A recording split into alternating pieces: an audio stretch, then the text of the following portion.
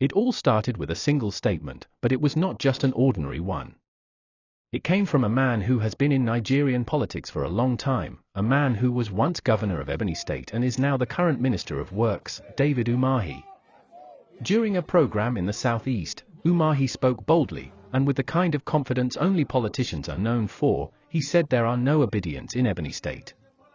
For many people listening, the words sounded casual, but for the Obidient family, those words carried weight. Because the Obidient movement is not just about politics. It is not just about elections. It is about people, about Nigerians, especially the young generation, who believe in something different, something more honest, something tied to the vision of Peter Obi. So when someone of Umahi's level said there are no Obidients in a state, it sounded like an attempt to wipe away their efforts and deny their existence. The Obidients have always seen themselves as more than a group of supporters. They call themselves a movement. They are the people who stood under the rain and under the hot sun during the 2023 elections, chanting, "We are not for sale." They are the ones who said votes must count. They are the ones who still push the idea of accountability even when others have moved on. So the moment Umahi said there are none of them in Ebonyi State, it touched a nerve. Ebonyi is not an isolated state. It is part of the southeast, the very region that stood strongly behind Peter Obi in the last presidential election. From Enugu to Anambra, from Abia to IMO, and even inside Ebonyi itself, there were strong voices that joined the wave. To say there are no Obidients in that space sounded not only surprising but also very dismissive. And in Nigerian politics, words matter. A single statement can shape debates for weeks. The truth is, the Obidient family is used to being underestimated. Before the elections, many politicians dismissed them as only an online movement. They said they were just noisy young people making trends on Twitter and Instagram. They said they had no structure, no ground support, nothing serious. But when the election results began to come in, and Peter Obi cleared massive votes in states across the southeast and even beyond, the same people who mocked them began to take them seriously. That is why Umahi's words were not just brushed aside.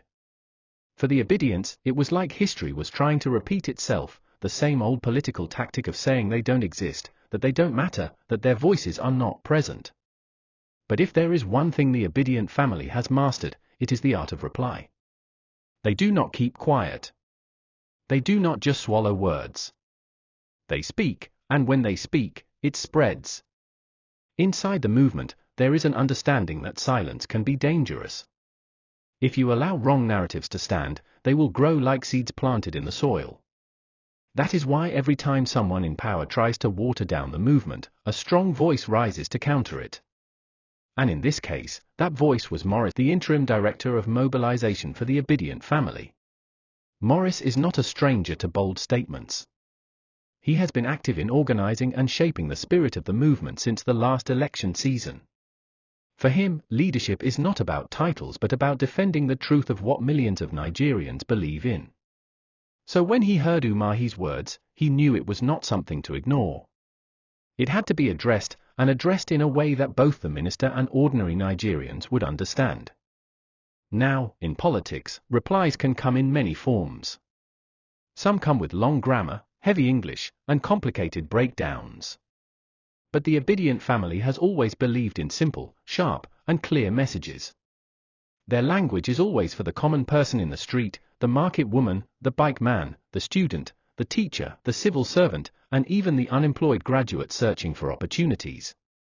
That is why their replies usually hit hard, they are easy to understand. So, at that point, the stage was set. Umahi had spoken. The people were waiting. The Obidient family was boiling with questions. And the answer was going to come, not from any politician in suit and tie trying to balance statements, but from someone who truly understood the heartbeat of the movement. When Morris Monye finally spoke, it was clear this was not going to be business as usual. He was not going to beg for recognition. He was not going to dance around the issue.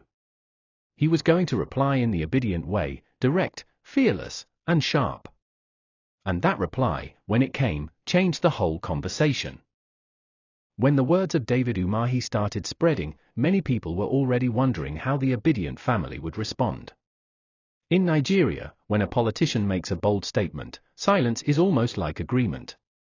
And the Obidients are not the type to keep quiet, especially when someone tries to erase their presence. That was why all eyes turned to Morris Monye, the Interim Director of Mobilization for the Obidient Movement. Morris is known for speaking directly.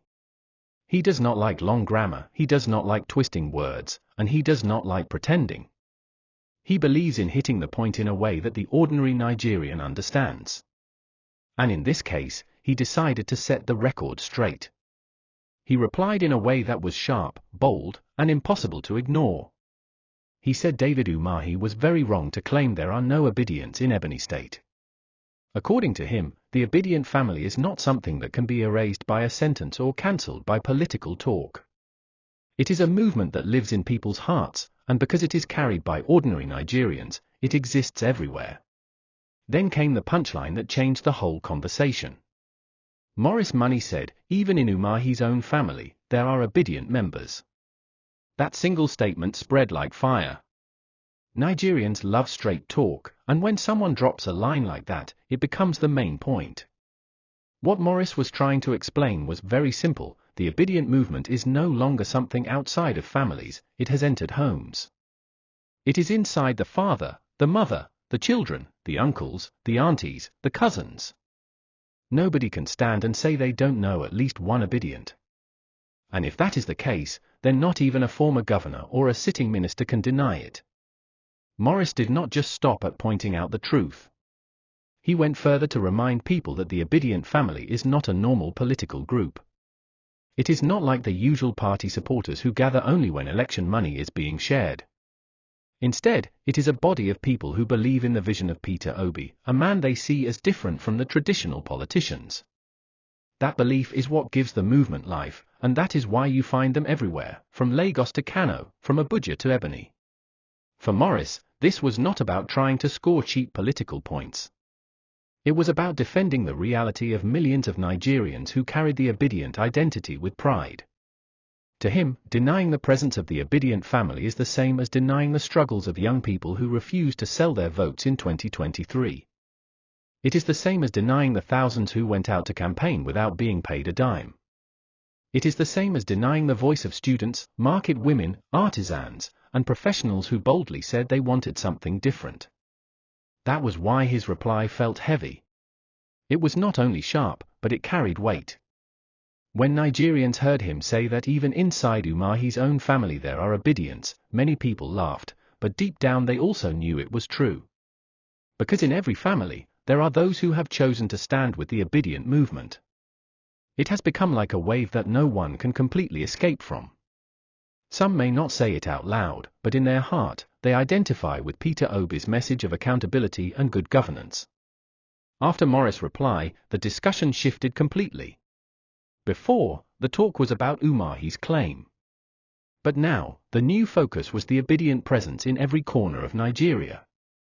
People started sharing their own examples, how in their own families, even if the father supports one party, the son is Obidient. How in the same house, the mother may be loyal to one politician, but the daughter is fully Obidient. That reality made Umahi's earlier words look weak and empty. Another thing that made Morris' reply powerful was the way he connected it to the bigger truth about Nigerian politics. For many years, politicians acted as though they could control people's choices with money or power. They thought movements like Obidient were just passing noise. But what Morris was saying is that Obidient is not controlled by politicians, it is controlled by Nigerians themselves. And when something is controlled by the people, you cannot simply dismiss it. Even in Ebonyi, where Umahi was trying to claim they don't exist, Morris reminded everyone that during the elections, votes were recorded for Peter Obi. That alone shows that Obidient is alive there. They may not be as loud as in other places, but they are there, and they are growing. The punchline about Umahi's family was not just meant as a joke. It was meant as a lesson. A lesson that no matter how high you rise in politics, you cannot escape the reality of what ordinary Nigerians believe in. Because at the end of the day, every politician comes from a family. And inside those families, there will always be people who think differently. That is how the Obidient movement has spread, through conversations inside families, inside churches, inside schools, inside offices, and inside social gatherings. So, Morris' reply was not just a clapback. It was a reminder of the reality on the ground. A reality that even powerful men like Umahi cannot change. And just like that, the narrative was turned upside down. The one who said there were no Obidients in Ebonyi became the one being questioned. People were now asking, is it really true that in his own family, there are Obidients? And with that, the strength of the movement became the main story. After Morris Monye's powerful reply, the atmosphere changed completely. What started as a statement from David Umahi quickly turned into a nationwide conversation. Nigerians love drama, especially when it involves politics, and this one had everything: a bold claim, a sharp response, and a powerful reminder about the truth of the Obidient movement. For the Obidient family, Morris' reply was not just about defending their name. It was about showing strength and reminding Nigerians that they are still here, still alive, and still relevant. Some people thought the movement died after the 2023 elections, but the truth is, Obidients never disappeared. They only became more organized, more grounded, and more determined. That was the bigger picture Morris wanted everyone to see. This is not a matter of whether they exist in Ebonyi State or not. This is about the fact that the Obidient idea has entered every corner of Nigeria. It is now a household reality. You cannot erase it, and you cannot deny it.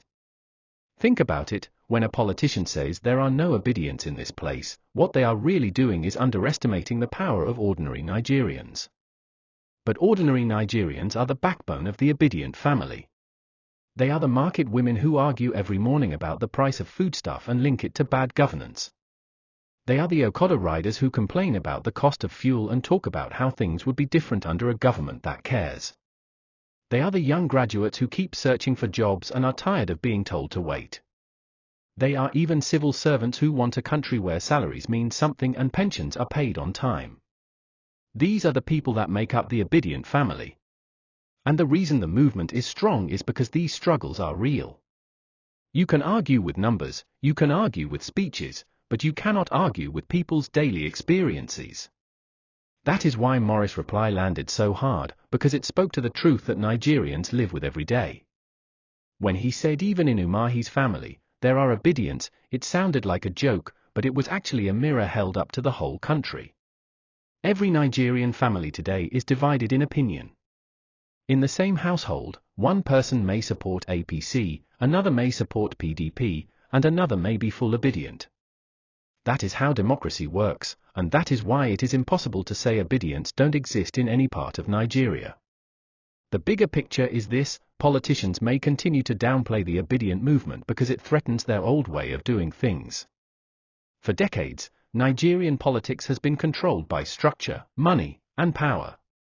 But the Obidient family showed something new, that you can build a political force powered by ordinary Nigerians, without billions of naira, without godfathers, and without the usual bribery.